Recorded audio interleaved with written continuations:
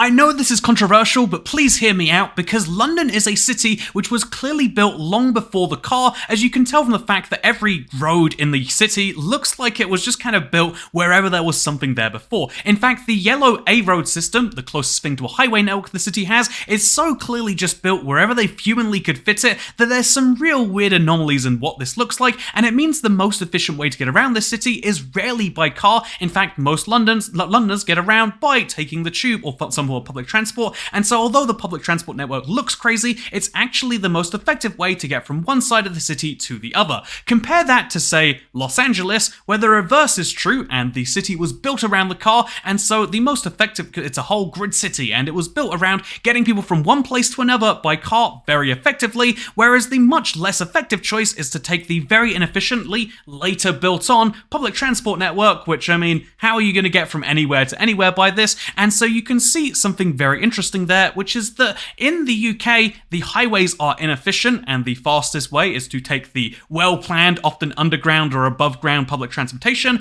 whereas in the United States, in many large cities, it is the opposite. Public transport is the slow, inefficient way to get around, whereas highways are the fast and obviously the massively developed way. And this isn't news to anyone who's lived in either country, but there is a really interesting parallel that I want to make here, which is that these highways are effectively the public transportation option in a lot of ways. Obviously, they are rarely taken by public transport. There is not a bus corridor that goes along I-110 or I-105. I can relatively safely assume without looking into it. However, there is a really interesting parallel which I've noticed while living here in Las Vegas and comparing that to my experiences living in London. I've gone back and forth a lot, and I've realized just how similar they really are, so let me explain it to you today. Real quick though, this video is actually sponsored to you by weight loss. You know what the best way to lose weight is? So a lot of people really liked the fact that my hair was kind of keying away from my head in the last video, and so the easiest way to lose weight is to lose massive body parts. You want to lose all of your hair? That's some good weight savings. You want to lose most of your skin and your eyeballs? You can lose even more weight that way, and yeah, eventually I want to end up at the horrifying state where you can barely see me besides my lips,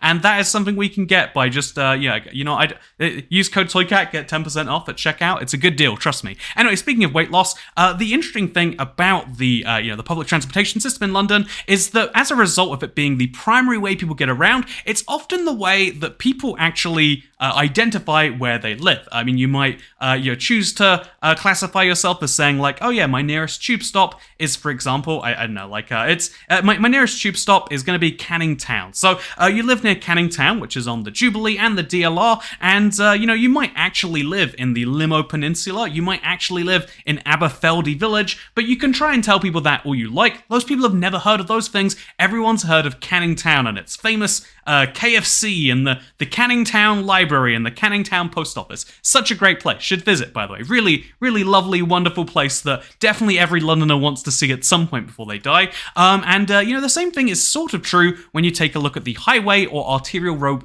network in America. Although, the way you give directions in the UK is you'll say like, oh yeah, it's 5 minutes from Canning Town. You go this way, that way. You use these as like frames of reference, whereas the same thing is true for the highway network in the US. Or again, there are also arterial roads which aren't highways, but you go at like almost highway speed. So you'll say like, oh yeah, I want to go to Battle Blast laser tag. You'll say it's on West Sahara, and maybe if you're being more specific, you'll say it's where West Sahara meets South Cimarron Road. Wow, South Cimarron Road, what a famous place. It's on Sahara, and Cimarron is how you'll basically list the directions for anything in this area, and people will know roughly, because they might know where Sahara is, they might know where Cimarron is, roughly where this thing is. And obviously this is useful for the highway network, which is like the rapid transit system. Oh yeah, it's on the 95, it's on I-15, it's on I-11, maybe all the way out here. Like, I went to go see some sheep in a mountain. You take I-11 to get there. That's how you describe Boulder City to people. And using this highway network to describe things is very similar to the way that people would use a tube line to describe things in the UK. In fact, it's also how you describe where you live to some large extent. Again, like, you might try and explain to people that like, oh yeah, I live on, let's pick a random intersection, I live on West Katy Avenue. No one has any clue where West Katy Avenue is besides the most committed of taxi drivers. Even if you then say, oh, it's off of South Riley Street, No one knows South Riley Street. They might know West Twain Avenue. In fact, I would guess they do if they live in Las Vegas. But like that is a really hard direction to give to someone. So you'll use your nearest thing. You're like, oh yeah, it's just off I-215 over here. I think this is actually just, this is the county highway 215, but you'll say it's off the 215. You know how Americans, have you noticed this in media on Reddit and in shows like that, they'll always say like, oh yeah, I'm on the 407. I'm on the 605, and like you just take the 605 to get there.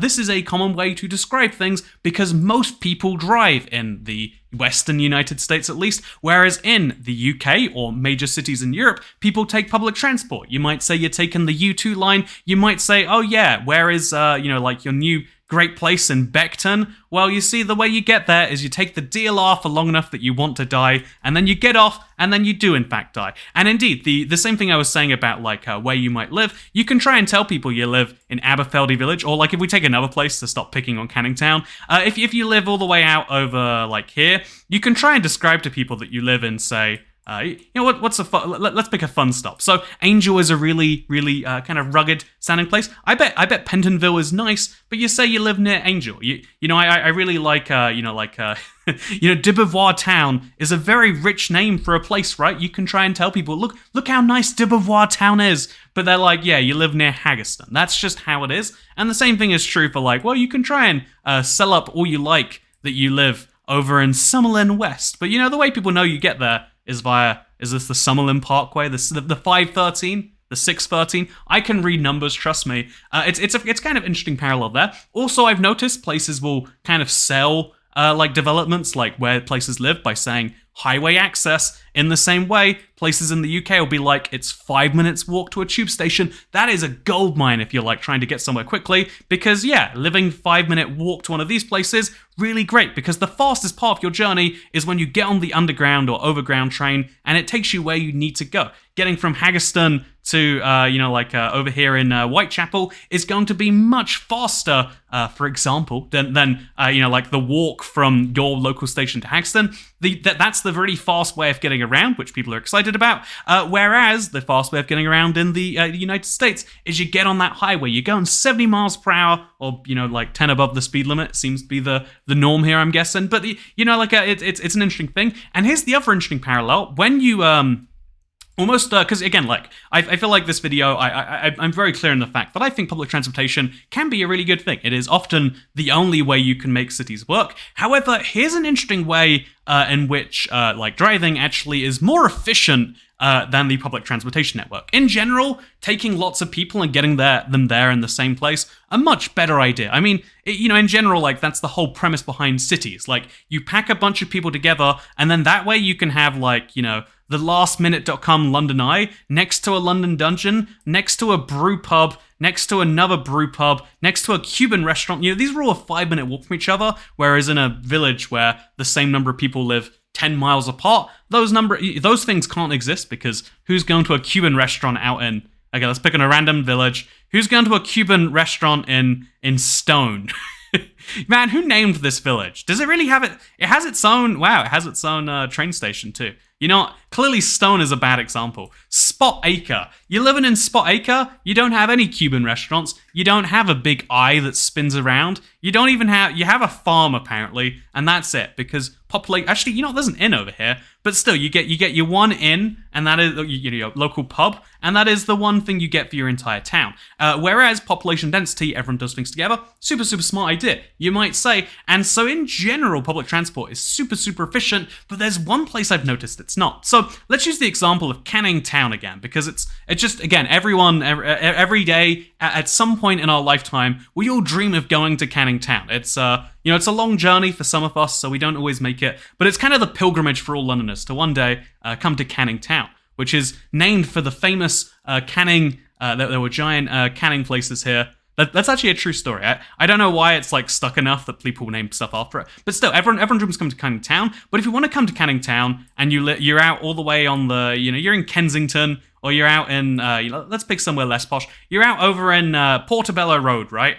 Or Westbourne Park, or you're out in all the way over here. You're out in Acton Town. So how do you get over to Canning Town? Well, from Acton Town to Canning Town, so Acton, town on Gunnersbury Lane, you know what you've got to do? You can't fly. You could ride your bike. You could drive your car for 41 minutes, 46 minutes. Man, it's 15 miles in 46 minutes. That shows you the speed of roads in the UK. Or you take the Piccadilly line to Green Park, and then you change onto the Jubilee line. But this transfer, look, it gives you 12 minutes to make it. And you might think, well, it's a 2-minute walk. Why do they give you 12 minutes? The answer is Green Park. There's loads of stations that are like this. The transfer is hellish. You can't see it on the map like, oh, they're right next to each other. It's a 2-minute walk. But the actual walk involves going through, well, this is one of the other inefficiencies, but it involves going through a really long tunnel. I mean, it's actually, in my opinion, this is actually a really cool fact. So it's a switch between the Piccadilly and the Jubilee line, right? The blue line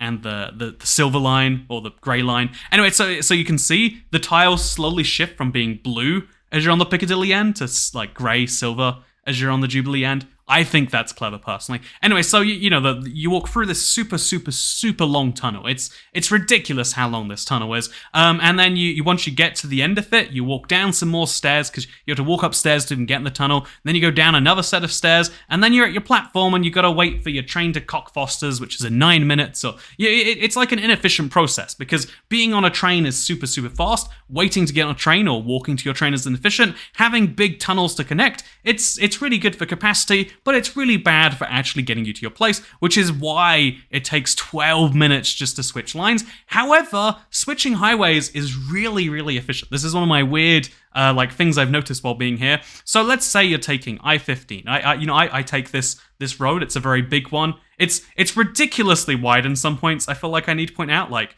right here. Let me just show you the width of this highway. Like it is. This is everything that people meme about when they're talking about America. It's like, so there's 2 lanes there, right? That's a lane, then there's a lane there, then there's a lane here, then we're in a lane with the Google Street View, then there's a lane to the right here, so this is 5 lanes on the highway, this is 2 lanes that are about to merge onto the highway, and then you can see there's more lanes over there too that are separated from the highway so they can later merge on at a later point. Or actually, these might be exit lanes, it looks like. But still, there's like 9 lanes off the highway right now, plus the oncoming traffic. It's ridiculous, is what I'm saying. And so it's a very, very wide highway. And it's and you might assume as a result, like, man, that is really good for traffic or something, maybe. I don't know if that's how traffic actually works. Can we just keep adding lanes to make things better? Maybe you can, maybe you can't. But the interesting thing is, like, okay, so what happens when you need to go from that highway to another massively wide one? So this is the 95. Again, I'm going to give you my highway knowledge here. It's also very wide. I want to say it's only about 5 lanes. So again, it's 1, 2. Okay, so that's 1, that's 2, that's 3, that's 4.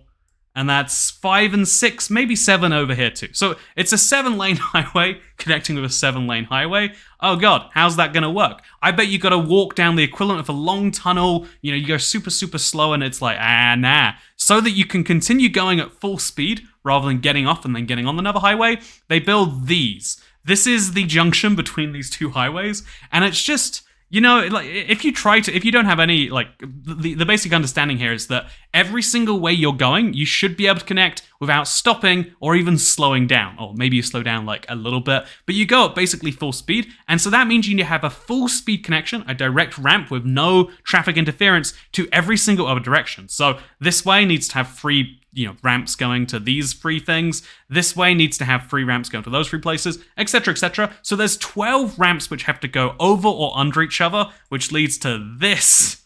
You can't even really see it because of the yellow being drawn over it. But it leads to this situation.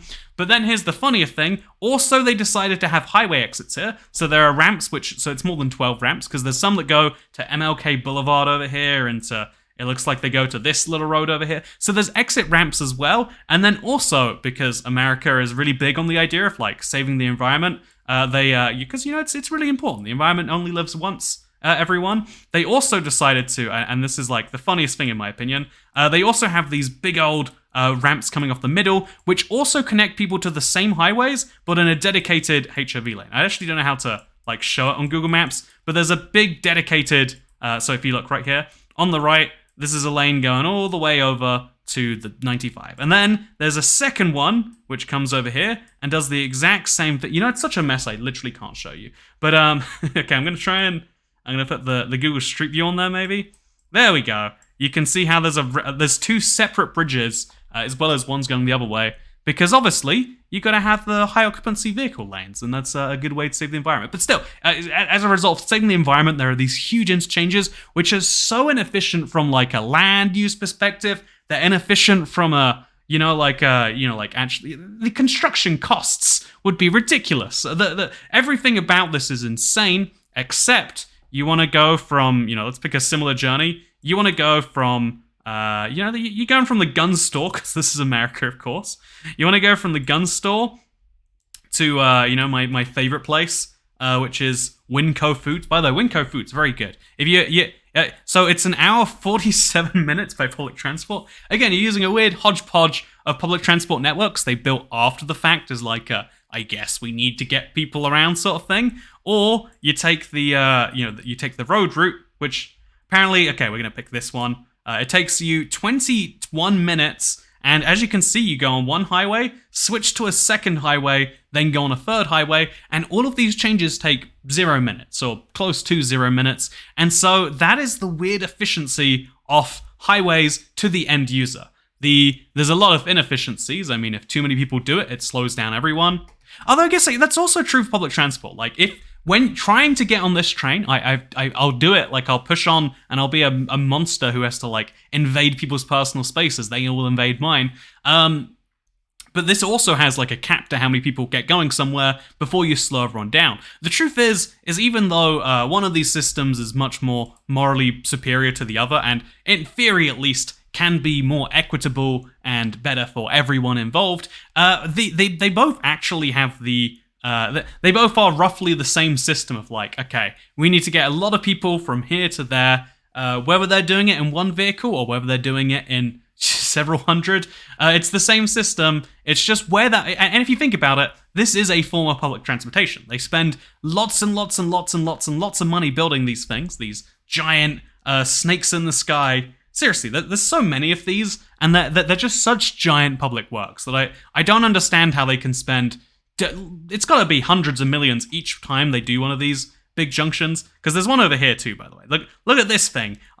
Every time I see this from outside of it, I'm like, they must have bulldozed like a whole section of the city, or maybe they just built it before that section of the city. But it's like, there's just so many of these. How can they all exist? And the answer is, it's America. We don't ask questions. The roads get built because we need roads to get places. And that's, to some extent, how it is in the UK. Like, they cannot turn off the tube trains. They can't turn off the train lines. People need to get to their work locations. And so, yeah, transport, this is private transport, and this is private transport, and this is public transport. But as far as I'm actually concerned, they're actually both just transport and different solutions to the same problem. And, is one actually better than the other? Well, honestly, yeah, the one that allows me to play, mobile games and read Reddit is clearly the superior option, which is why I like highways, because in America, it seems as though using your phone while driving is like a much lower level of like unsocially acceptable here. So browse Reddit on your phone, browse Twitter, and it's totally okay. If you take one lesson from this video, it's actually important. Like, we need to talk seriously here. This video, obviously National Highway Agency got in touch to mention like, hey, can you raise awareness for drink driving and distracted driving? Like, these are important things. And there's just a fun reminder for you that if you live in America, you can drunk or distractedly drive and no one can stop you, because you know where you just went? You went to, okay, wait, you know where you just went? You went to the gun store. Yeah, that's... Is that a message I'm allowed to end a video with? Probably not. Anyway, I hope you'll enjoy this video, because if you didn't, you know where I'm going to take you? Yeah, you better subscribe. This is a direct threat. I think, is that allowed either? Someone's going to have to give me a lore update on whether that's are you allowed to threaten your subscribers with weapons in exchange? Also, LGBTQ friendly as well as veteran owned. I mean, this is a progressive gun store.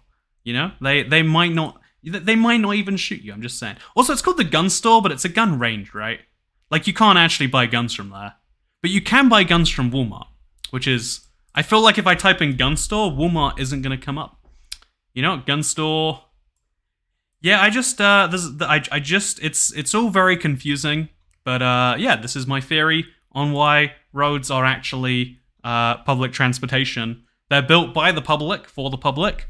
They just, you just can't run buses down them. And also, you know, they require a very expensive personal vehicle, as well as all the ongoing costs that come along with that.